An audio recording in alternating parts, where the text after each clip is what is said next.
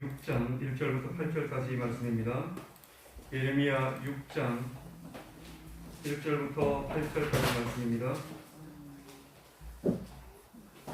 구약성경 예레미야 6장 1절부터 8절입니다. 1059페이지 있습니다. 한 절씩 교독해서 말씀 보겠습니다. 6장 1절부터 8절까지 말씀입니다. 베냐민 자손들아, 예루살렘 가운데로부터 피난하라. 드고아에서 나팔을 불고 벤학게렘에서 깃발을 들라. 재앙과 큰 파멸이 북방에서 엿보아 오미니라.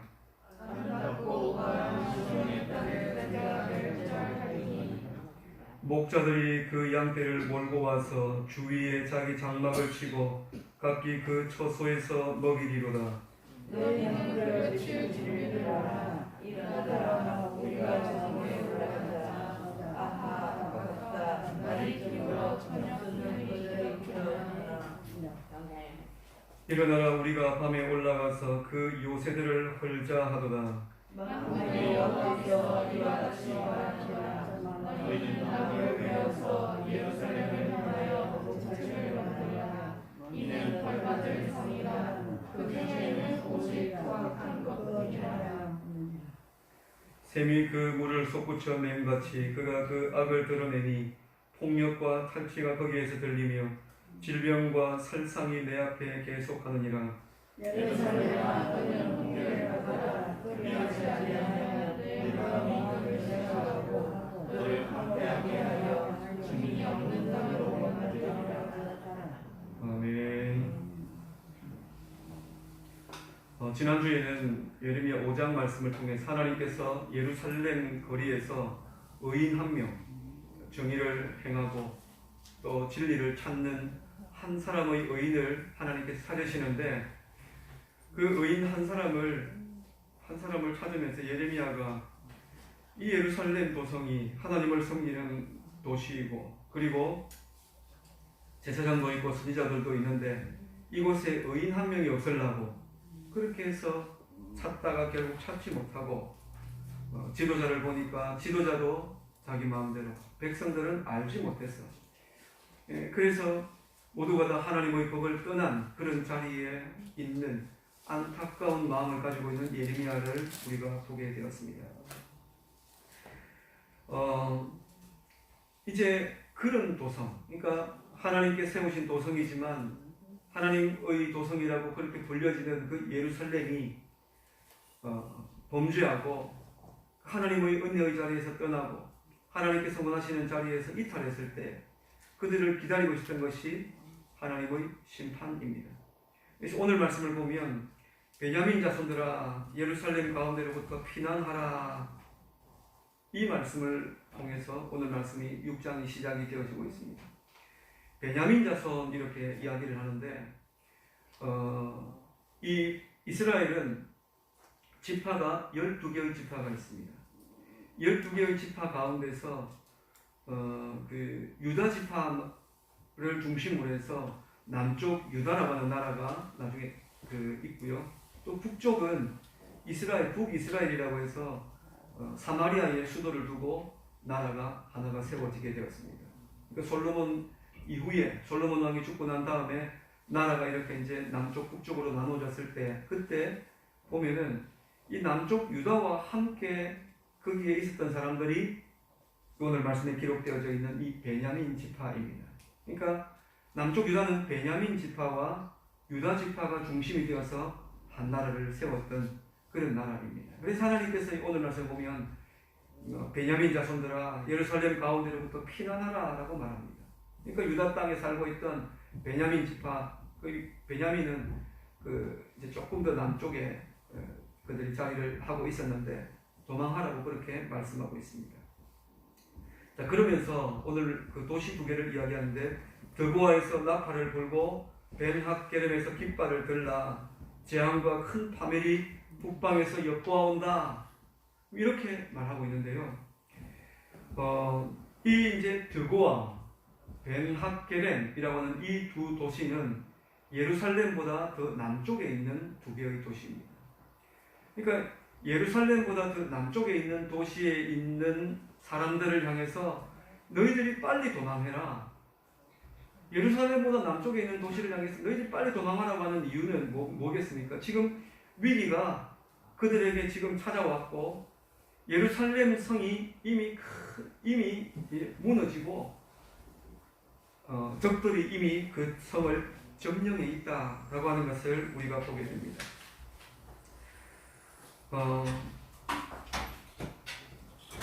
그래서 이제 하나님께서 이 하나님의 심판의 이 작정을 오늘 말씀을 2절에서 볼 수가 있는데 2절 말씀을 보면 시온의 딸을 멸절하겠다. 시온의 딸을 멸절하겠다라고 말하고 있습니다. 이 시온의 딸을 멸절하겠다.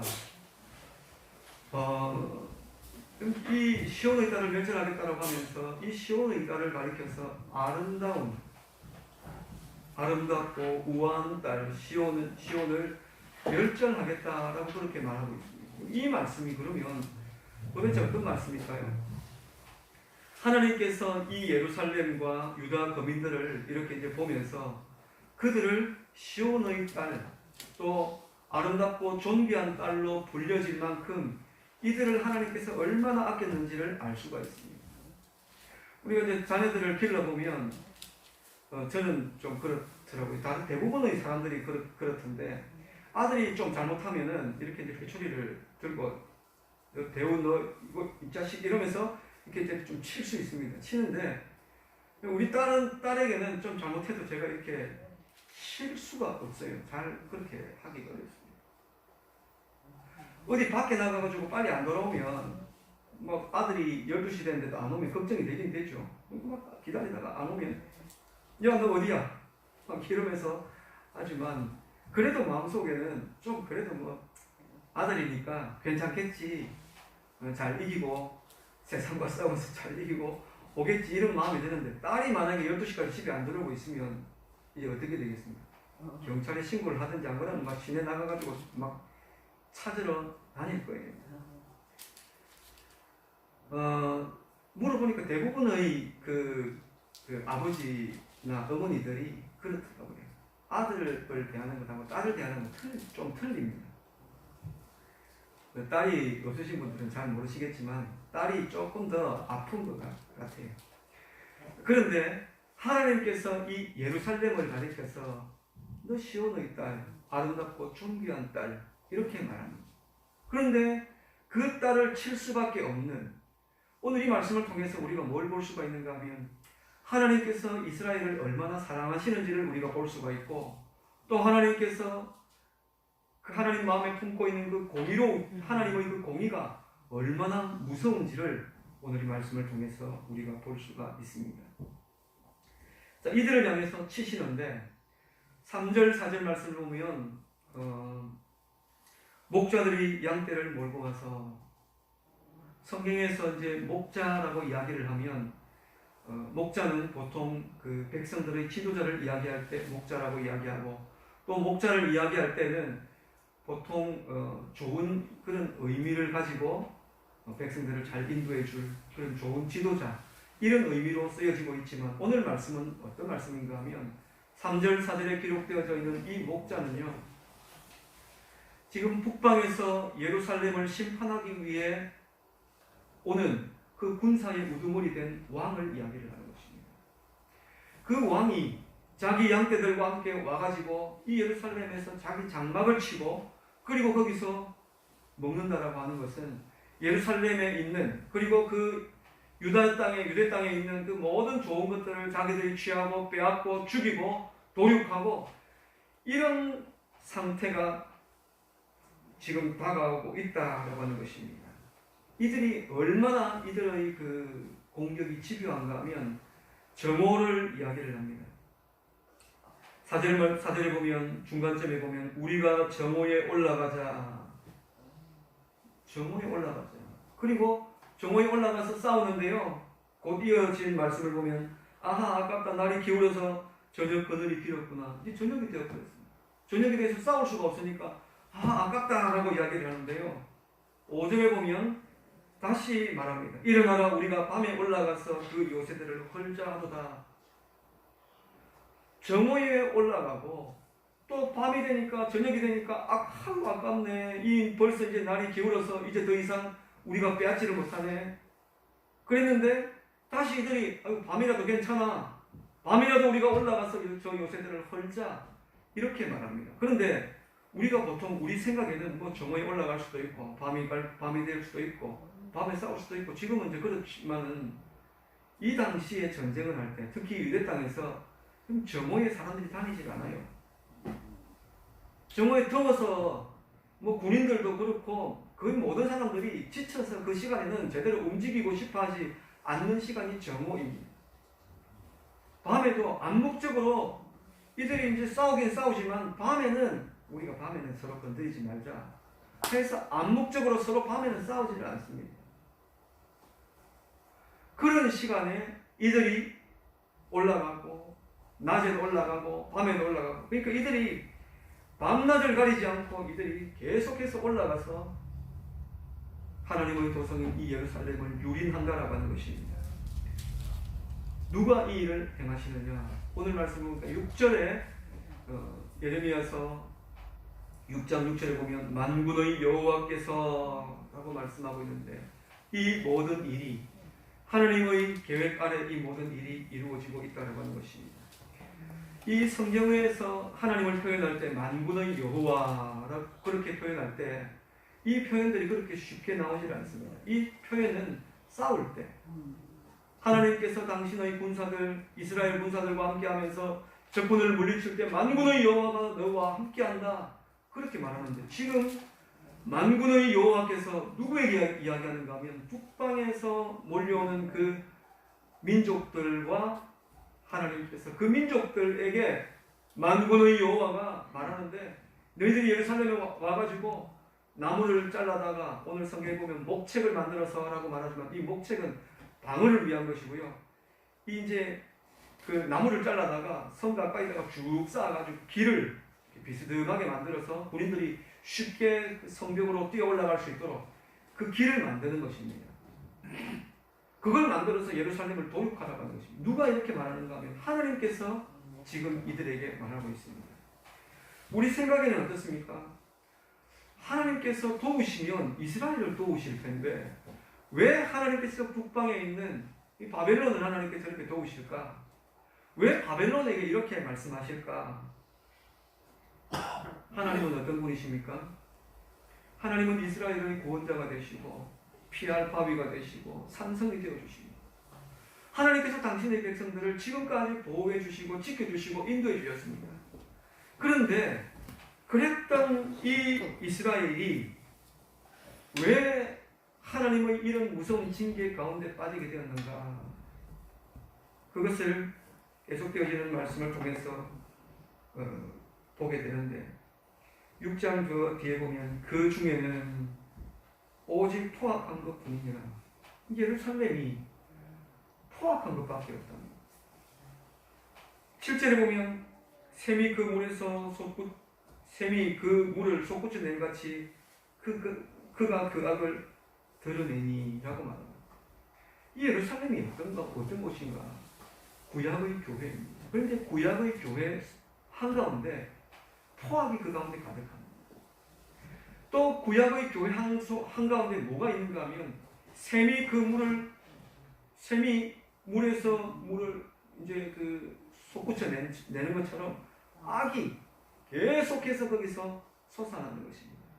우리 이제 어린 아이들은 또 뭐 우리 청년들까지도 이렇게 샘을 파보지도 않았을 것이고 뭐 저도 샘을 직접 파지는 않았지만은 노랑에 가가지고 이렇게 이제 땅 파면서 그렇게 많이 놀아봤기 때문에 아는데요. 이렇게 땅을 파다 보면 땅 속에서 이렇게 물이 이렇게 솟구쳐 나오는 곳이 있어요. 그러면은 물을 떠내고 아무리 떠내도 다시 그만큼 물이 또 차고 계속해서 물이 찹니다. 우리 여기 교회 땅도 그 가면 그 포크레인으로 작업하다가 보니까 땅에서 물이 솟구치더라고요. 그래가지고 파가지고 지금 이제 그 조그맣게 이렇게 이제 만들어 놓았는데 물을 퍼내면 다음날 가면 그만큼 또 있고 또 퍼내면 그만큼 또 그만큼 딱 있고 이렇게 물이 항상 거기에 이제 속에서 물이 계속 솟구쳐 오르거든요. 그것처럼 그 샘을 그 솟구쳐 나오는 물을 막을 수가 못 막습니다. 그거는 이제 위에 다 덮어 놓으면 물이 빼어가 계속 나가고 그쪽에는 흙이 진흙처럼 이렇게 이제 물렁물렁하게 이렇게 이제 됩니다. 계속해서 물이 올라오고 그것처럼 이스라엘에게서부터 나오는 것이 처음 그런 악이라고 하는 것이 이스라엘 가운데 보이는 것이 포악입니다. 이것은 우리가 구약의 이스라엘을 이야기할 때 이거를 그냥 이스라엘이라고 하는 한 나라로 우리가 생각하면 안 됩니다. 이 구약의 이스라엘은 교회를 이야기하는 것입니다. 하나님께서 교회를 사랑하시잖아요. 교회를 사랑하시는데 그 교회 속에 보니까 포악이 가득해요. 교회를 이렇게 이제 하나님께 살펴보시니까 그 속에 악이 막 계속해서 분출해서 올라오는 것입니다. 그것을 하나님께서 견디시지 못하고 하나님께서 이들을 심판하시는 것입니다. 예루살렘은 더 이상 하나님을 나타내는 그런 도시가 아니었습니다. 예루살렘은 하나님의 나라를 보여주는 도시가 아니었습니다. 하나님께서 이 예루살렘을 축복하시고 예루살렘을 하나님의 도성을 이렇게 다 점지할 때는 찍으실 적에는 여기서 참 아름다운 것이 아름다운 열매를 맺기를 바랬지만 이곳은 그런 것이 아니었습니다. 마가복음 11장에 보면 예수님께서 성전 정화를 하는 사건을 기록을 하고 있는데 그 성전 정화를 성전에 가서 이제 보면 장사하는 사람, 뭐 비둘기 팔고 돈 바꿔주는 사람 이런 사람들을 성전에서 쫓아내시는 그 일을 기록을 하면서 그 중간에다가 한 사건을 기록을 해놓고 있는데 예수님께서 길 가시다가 무화과 나무를 보았는데 잎이 너무 무성하고 참 좋았습니다. 예수님께서 그곳에서 무화과 열매를 얻기 위해서 그곳에 갔는데 무화과가 없는 것입니다. 열매가 없는 것입니다. 열매를 기대했는데 열매가 없으니까 예수님께서 그때가 철도 아님에도 불구하고 예수님께서 그 나무를 저주하면서 그 나무가 죽어버렸어요. 죽었는데 그 사건을 왜 성전 정화를 하는 그 한가운데다가 그 사건을 다 넣어놨을까? 왜 그렇겠습니까? 이 열매 없는 무화과 나무처럼 지금 예루살렘이라고 하는 곳이 예루살렘 성전이 바로 그런 곳이더라고 하는 것입니다. 그러니까 열매가 없는 것이에요. 5장 저기 뒷부분에 보면 5장 앞부분에 보면 하나님께서 의인을 한 사람을 찾으시는데 평민들에게 가가지고 의인을 찾습니다. 평민들을 그냥 백성들 가운데서 의인이 있을까 찾았는데 백성들은 자기들 마음대로 그냥 그렇게 살아요. 예레미야가 생각할 때 이 사람들은 율법을 모르니까 이렇게 살겠지.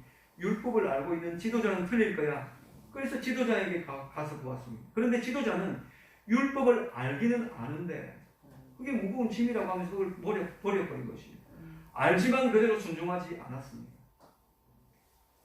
그 다음에 5장 저기 뒷부분에 가서 이렇게 보면요. 5장 28절에 가서 보면 이 예레미야가 또한 부류의 사람들에게 찾아가는데 이번에는 재판장들에게 찾아갑니다. 재판장들은 틀리겠지. 우리나라도 재판장 같은 경우는 특별히 이 사람들은 보호해 줍니다. 이 사람들은 자기가 한 재판이나 이 모든 그 판결에 있어서 철저하게 보호를 받습니다. 그렇지 않으면 어떻게 재판을 하겠습니까? 보장을 받고 누구에게도 이렇게 그 흔들리지 않도록 딱 그 재판관에게 신분을 철저하게 보장을 해주는데 이 재판장들이 가질 마음은 공의로운 마음을 가져야 됩니다. 그런데 재판장에게 찾아가서 딱 보니까 이 재판장들이 자기들의 이익을 위해서 가엾고 헐벗고 굶주린 사람들을 그 사람들에게 부당한 재판을 하고 있는 것입니다. 지금 우리나라도 지금 재판관들을 향하여 지금 이런 이야기들이 지금 계속해서 많이 나오고 있어요. 그 재판관들이 돈 있는 사람, 좋은 변호사 사가지고 있으면 이제 처벌을 가볍게 해주고 돈 없고 백 없는 사람들은 무겁게 재판하고 이렇게 되면 나라를 지탱하는 힘들이 점점 와야 되게 됩니다. 이게 이제 심하게 되면 국민들이 더 이상 재판을 못 믿고 이제는 나라를 못 믿게 되면 나라가 이제 완전히 무너지게 되는 것입니다. 너무너무 중요한 것인데, 그런데 이 재판장들이 자기들 마음대로 그렇게 합니다. 마지막으로 종교 지도자들은 틀리겠지. 그래서 이 예레미야가 또 찾아가는 것이 제사장들에게 찾아가고 선지자들에게 찾아갑니다. 그런데 선지자는 하나님의 뜻을 백성들에게 전하는 사람이 선지자인데, 이 선지자는 어떻게 행했느냐? 이 선지자들은 보니까요, 백성들이 듣기 좋은 이야기를 하는 것입니다. 하나님께서 원하시는 뜻이 무엇인지를 백성들에게 알려서 성도들이 하나님의 말씀과 하나님의 뜻을 따라 순종하며 살도록 그렇게 해야 되는데, 듣기 좋은 이야기를 하는 것입니다. 그러니까 지금 당신들 이렇게 살면 망합니다. 당신들 이렇게 살면 죽습니다. 이런 이야기가 아니고, 복 받을 거예요. 하나님께서 당신 축복하십니다. 하나님께서 지금 막 심판을, 지금 회초리를 들고 지금 치려고 하는데, 아우, 절대 사랑의 하나님께서 그러실 리가 없어요. 한국 교회는 어떻습니까? 하나님의 심판을 이야기하면 1000만 성도가 있는데 무슨 하나님의 심판? 이렇게 이야기하는 사람들이 꽤 있습니다. 1000만이 아니라 1억, 아무리 숫자가 많아도요, 맛을 잃어버린 소금은 그냥 버려지듯이 교회나 하나님의 백성들이 그 맛을 잃어버리게 되면 숫자가 아무리 많아도 그건 아무 소용이 없는 것입니다. 제사장들은 어떻게 합니까? 제사장들은 백성들이 하나님께 예배하는 것을 도와주는 사람이 제사장입니다. 그런데 이 제사장들이 자기 그 권력으로 그것을 삼고 있습니다. 권력으로 삼는다고 하는 것은 예배하러 온 사람들에게 윽박을 질러서 자기의 그 유익을, 자기의 유익을 위해서 그 힘을 사용하는 것입니다. 재판장이 아니고 제사장이 무슨 권력을 가지고 있습니까? 제사장은 권력이 없거든요. 목사가 무슨 권력을 가지고 있습니까? 목사는 권력이 없습니다. 예배를 돕는 그냥 한 성도에 불과한데, 그런데 만약에 이 그 직분을 버리고 나의 유익을 위해서 성도들이 또 다른 여러 교회들이 이렇게 이제 후원하고 헌신한 것을 가지고 나의 유익을 위해서, 나의 치부를 위해서 만약에 그런 것을 사용한다고 한다면, 그러면은 이 제사장들과 똑같이 되는 것입니다. 이 제사장들은 완전히 이건 뭐 그냥 나갔습니다. 그래서 이때부터 예루살렘 성전이 어떻게 되는가 하면 계속해서 이어져 내려왔던 것이, 백성들이 양을 가지고 오면 그 양 그것 가지고는 제사 못 지냅니다. 그 양은 흠 있는 것이기 때문에 안 돼요. 이 양 가지고 해야 됩니다. 제사장이 가지고 있는 양을 갖다가 이제 주면서, 이 양은 자기들이 가지고 있는 양이랑 이 양이랑 비교해봐도 이 양이 좀 좋지도 않은데 훨씬 더 비싼 값으로 양을 사서 제사장의 양을 가지고 예배를 드려야 돼요. 이렇게 되는 것입니다.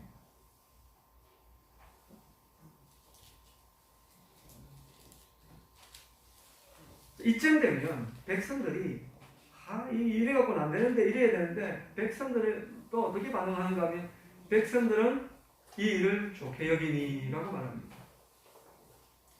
여기서 백성들도 그냥 단순한 백성으로 우리가 생각하면 안 됩니다. 이 백성들 성도입니다. 교회 교인들이 이런 부당한 일을 하는데도 불구하고 하나님의 말씀이 증거되지 않고, 제사장들이 자기의 유익을 위해서 그렇게 그 부당하게 하는데도 뭐 그럴 수 있지. 만약에요, 제가 우리 여기 서중교회를 제가 개척을 해가지고 막 이렇게 우리 교회가 크게 됐습니다. 큰 교회가 됐습니다. 아니면 뭐 제가 갖고 있는 모든 재산을 다 틀어가지고 큰 땅을 사고 교회를 지었습니다. 그러면은 그 교회가 저 교회가 됩니까? 제가 그 교회 팔아먹어도 됩니까? 그런데도 성도들 중에는 그렇게 해도 된다고 생각하는 사람들이 있어요. 지금 우리 교단에도 얼마 전에 지금 노회를 열었는데 그런 교회가 있더라고요.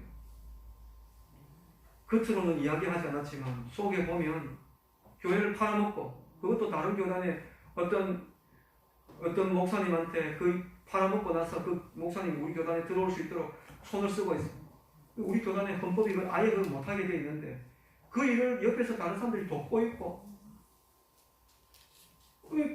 겉으로 드러나게 뭐 저도 뭐 얼마를 받았는지 어떻게 했는지는 알 수가 없지만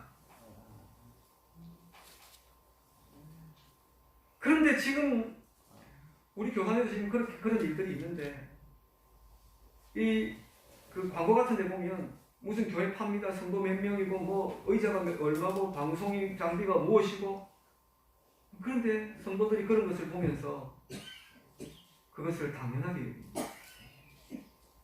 아 우리 목사님 이만큼 헌신했으니까 뭐 그렇게 해줘도 되지. 택도 없는 말씀입니다. 그렇게 하는 것이 지금 교회가 망해가고 있는 거예요.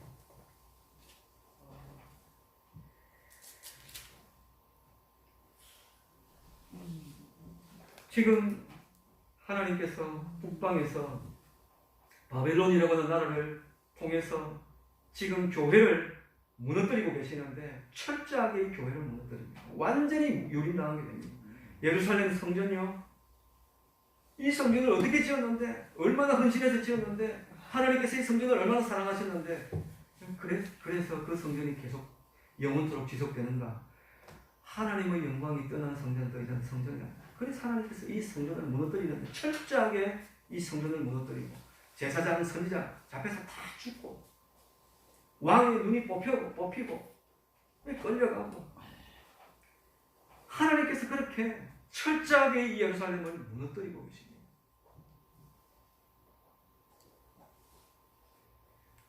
오늘 이 말씀은 지금부터 약 2600년 전에 있었던 사건을 기록하고 있는 말씀입니다. 그런데 2600년 전에 있었던 이 사건이 오늘 우리와 아무 상관이 없느냐? 상관이 지금 너무 있습니다. 우리가 종교, 또 믿음, 교회라고 하는 이름을 가지고 또 경건의 모양을 가지고 나의 이익을 위해서, 나의 유익을 위해서 그렇게 살아가는 사람들이 얼마나 많습니까? 오늘 이 말씀을 통해서 오늘 우리의 잃어버린 모습은 도대체 무엇인지 그걸 우리가 지금 살피지 않으면 안 됩니다. 하나님께서는 한 사람의 의인을 찾고 계시는데 예루살렘에는 그 의인 한 사람을 찾을 수가 없습니다. 만약에 하나님께서 우리 교회에서 의인 한 사람을 찾으신다고 한다면 누가 그 의인이 되겠습니까? 목사가요? 아니면 권사나 또 아니면 간사님이나 아니면 교회 집사님들 중에서 아니면 연세 많으신 어떤 분들 가운데서 의인 누가 저 사람이 의인이 돼야지 저 사람이 돼야지 이러면서 어떤 누군가가 저 사람이 근데요 내가 그 한 사람이 되지 않으면 우리 중에는 그런 사람이 한 사람도 없게 되는 것입니다. 예레미야는 그 하나님의 도성 그 거대한 교회 가운데서 의인 한 사람을 찾는데 그 한 사람의 의인을 그곳에서 찾을 수가 없어서 예레미야가 탄식하면서 울고 있는 것입니다. 백성들에게 가도 없고 하나님의 진노는 지금 눈앞에 다가왔는데 백성들도 자기 마음대로 살아가고 지도자들도 그렇고 재판관들도 그렇고 심지어 교회 지도자인 제사장들 선지자들까지도 그냥 백성들 귀에 듣기 좋은 소리만 하면서 그러면서 지금 나에게 어려움이 없으니까 지금 나는 배 부르고 등 따뜻하고 지금 나는 살아가는 게 아무런 어려움이 없으니까 만족하면서 그렇게 살아가고 있는 것입니다.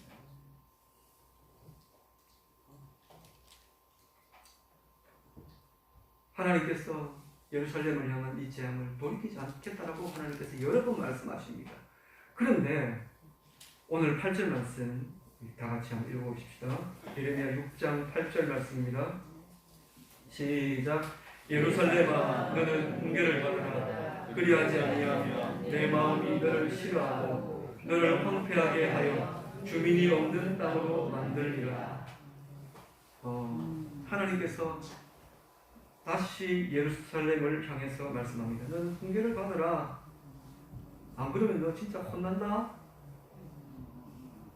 이게 이제 우리가 보면 이런 거예요. 너 진짜 3번 셀 동안까지 너 잘못했다고 이야기해.